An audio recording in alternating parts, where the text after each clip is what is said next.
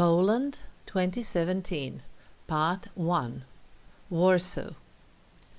One of my smart relatives of the younger generation, and this one I'm thinking of has a PhD to support my possible family impartiality, got an invitation in the spring of 2017 to go as an expert in her field to work at the university in Torun, Poland, for a couple of months.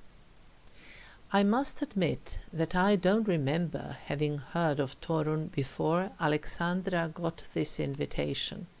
Still, as soon as I found out about this, it occurred to me that this could be a nice reason for me to go and visit both Poland and Alexandra.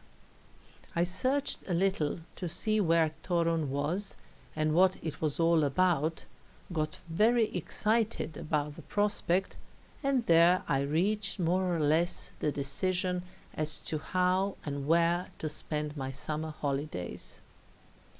Torun is some 200 kilometers far from Warsaw, and it is on the UNESCO's World Heritage List. The list also includes Warsaw and Malbork Castle near Gdansk.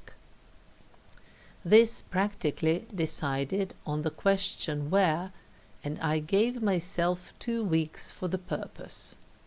I bought the ticket in June, but I had so much work and obligations at the time that I couldn't find any time to deal with the details of the trip. I only had the idea of going to Warsaw for a few days, then to Torun, and then spend the rest of the time in Gdansk. Although I had not visited this part of Poland before, I did wonder what I would be doing in 3 places for 2 weeks. Well, okay, I said to myself, you are going to rest, sit around cafes, and look in the distance. Still, I did worry I may get bored. And then, through some work, I came across a colleague who is a translator for Polish, so I asked her for any recommendations. She mentioned lakes in the Masurian region, and then I finally started thinking about geography and realized that Kaliningrad in Russia was nearby, and I was beside myself with delight. First, I liked the idea of going to Kaliningrad, since this had been my desire from years ago because of Kant, because of the specificity of this Russian enclave, and because I had never been to Russia. So why not start with my visit to Russia from here? The other reason was that in this way I would be killing 2 birds with the same stone, if I can put it that way. I would be going to new parts of a country I had visited many years ago, plus I would have a chance to visit a completely new country. All of a sudden, 2 weeks no longer seemed very much, and I realized I had to work well on the details of my trip. As soon as I got some free time, I started with this, so I booked almost all of my accommodations, bought almost all of the tickets for moving from one place to another, etc. I also left for the very end a visit to Białowieża National Park in the east of the country, at the very border with Belarus, which is also in the UNESCO's list as natural heritage. The reason for this is that this is the last large rainforest in Europe, and it provides a proper insight into what vegetation used to be like in this part of the continent. This is also the only place where the European bison may be spotted in its natural habitat. Since not everything seemed quite clear, though, I didn't want to go into too many details about this final part of the trip, and I left the last 3 to 4 days open, but with a very clear idea as to what I would like to do each day. The plan was to work out the details along the way.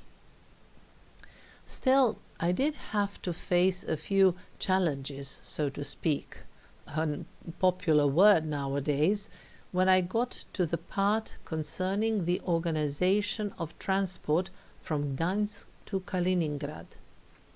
I had already set the dates that suited me and even booked the accommodation, but when I started working on the transportation, I kept coming across some problems. First, I couldn't find any train or any information about it. Then I started looking at coach transportation and got a bit scared when I found a company covering this route twice a week on the days that did not suit me at all. I kept researching, and then I stumbled across a site of a Russian coach operator, and the site was in Russian, which is logical, but without a page in English. This is where my knowledge of the Cyrillic script comes onto the scene, as well as certain similarity between Russian and Serbian, and when I simply did not understand something, I used the Google Translate, that is, the Internet Translation Service.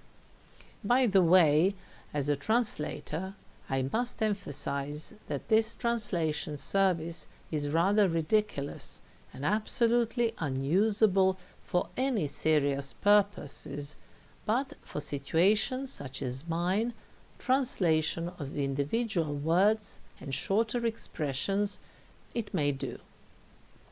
So I filled out the necessary forms and even selected the seat, which made me feel very content.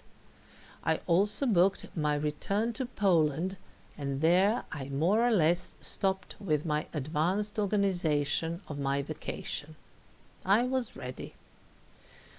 My first impressions when arriving in Poland, that is, from the bus on the way from the airport to the center, were that everything was green. After Belgrade, which is scorched in July, the fresh green grass I encountered in Warsaw seemed as if I had just entered a spring. The temperature was in line with that and seemed wonderfully pleasant.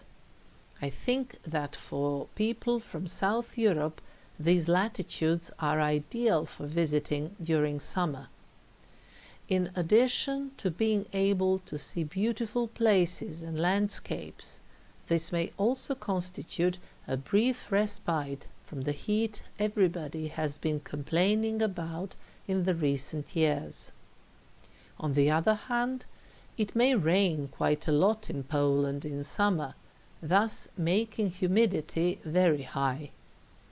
As good as this may be for complexion, it is actually rather bad if one is not used to so much humidity, and if one does not like perspiring and having a sensation as if one's skin were sticky. As for my accommodation, I had rented a flat in the very center of the city, and so just 5 minutes after leaving my things in the flat, I was already in the pedestrian street. The first impressions were those of awe and getting breathless with beauty.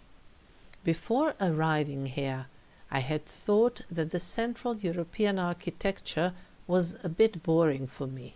My God, I do get all sorts of silly ideas sometimes. The old town in Warsaw is a stunning place. I immediately went to the nearby square, Plac Zamkowy, where there is the royal castle. There were a lot of people. It was a Saturday evening, a lot of cafes and restaurants, street musicians and entertainers.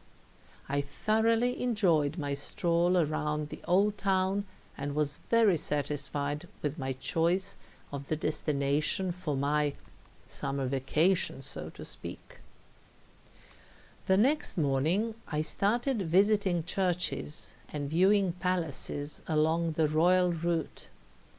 It was Sunday around 9 o'clock in the morning, and there were not many people in the street. On the other hand, it was cloudy, and there had even been some rain, with a forecast saying there would be more. The royal route is the name for a route leading from the old town and the royal castle to the south of the city and the Wilanow Palace. I first passed by the Church of the Assumption of the Virgin Mary and of St. Joseph, better known as the Carmelite Church. There was an ongoing service, so I did not stay in for too long. In terms of its architectural style, the church is important because it has the oldest classicistic facade in Poland. The historical palaces that may be seen along the royal route are nowadays mostly used for something specific. For instance, the Ministry of Culture or the Presidential Palace. In the period I was there had been a lot of demonstrations against some moves taken by the Polish president, so there were metal fences placed in front of the access to the palace, but there were also burning candles obviously left there the night before by the protesters.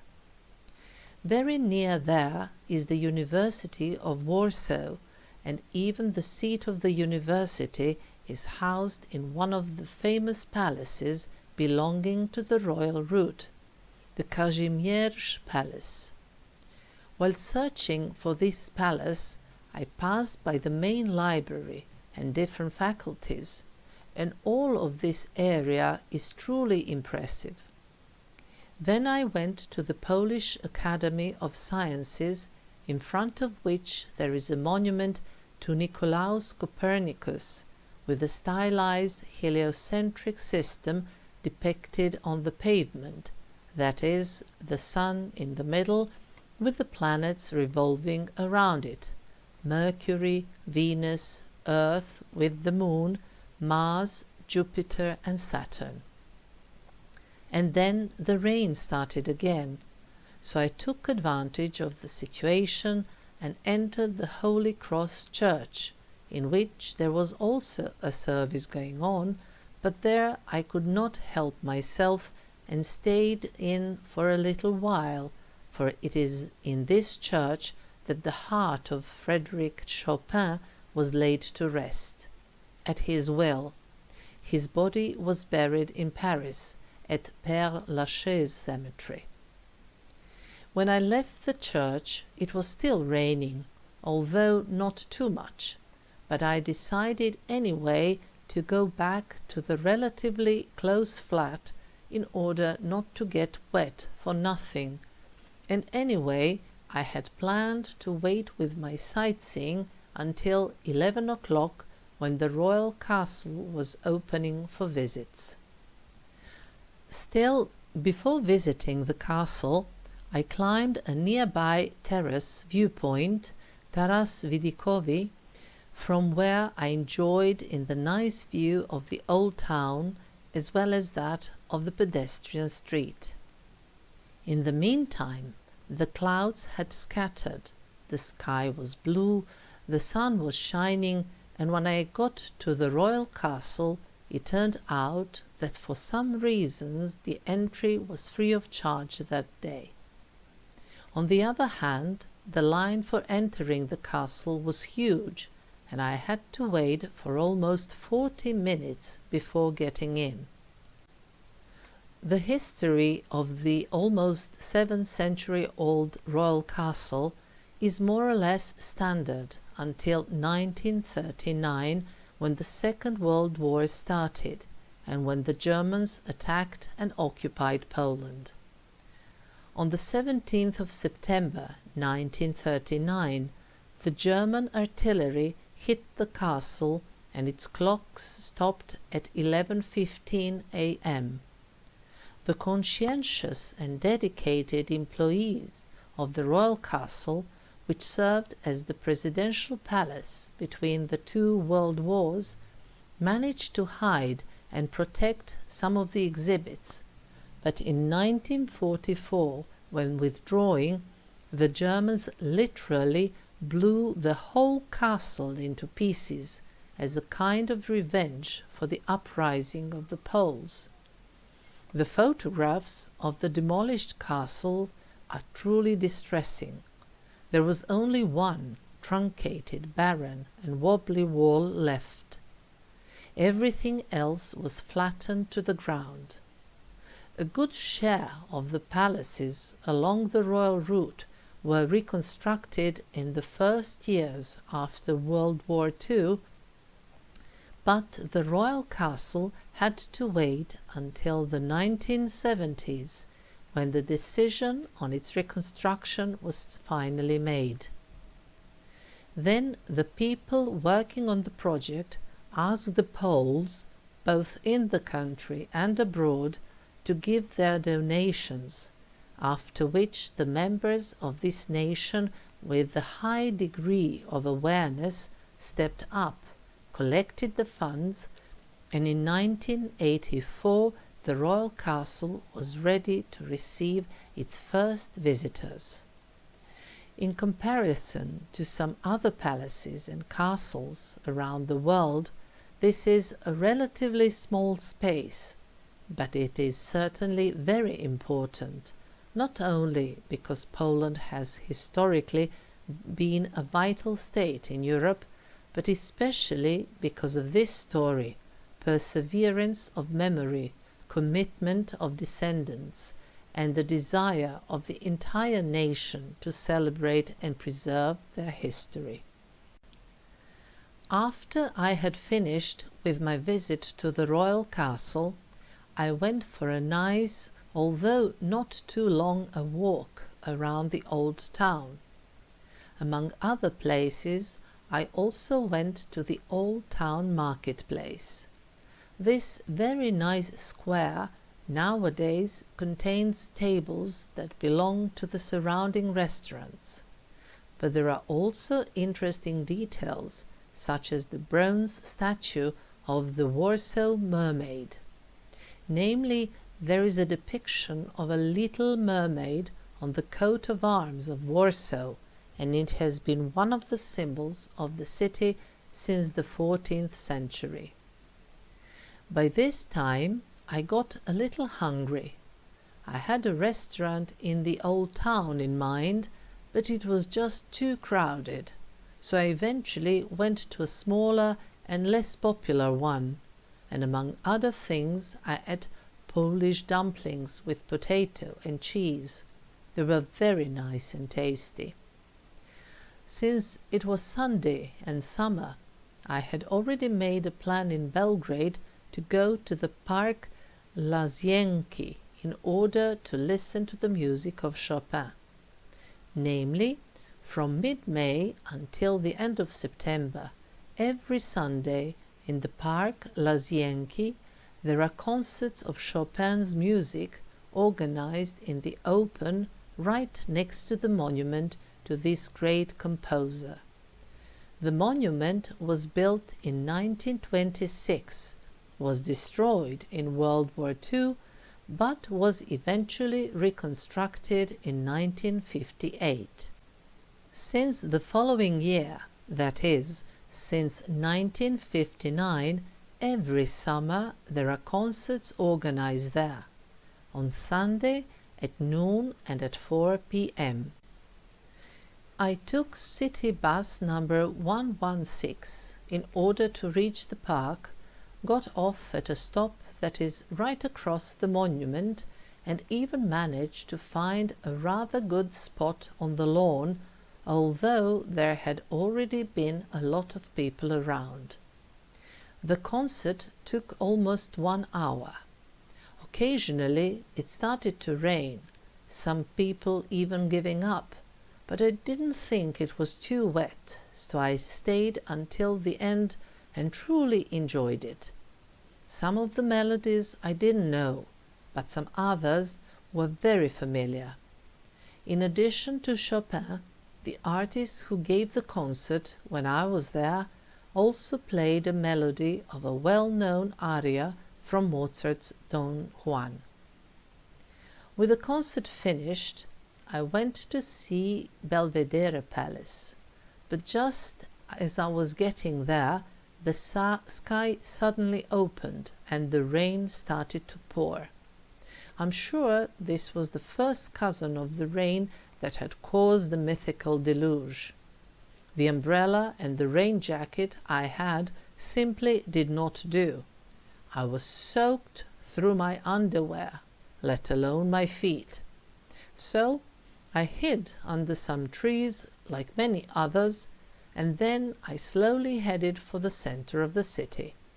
I had originally planned to walk back, but I didn't feel like walking in my drenched clothes. So I got on a bus and soon found myself at the flat where I changed. Then I went for a short walk around the old town and sat at a restaurant. Soon I got very tired, so I didn't hang around for too long, since I had very ambitious plans for the following day as well.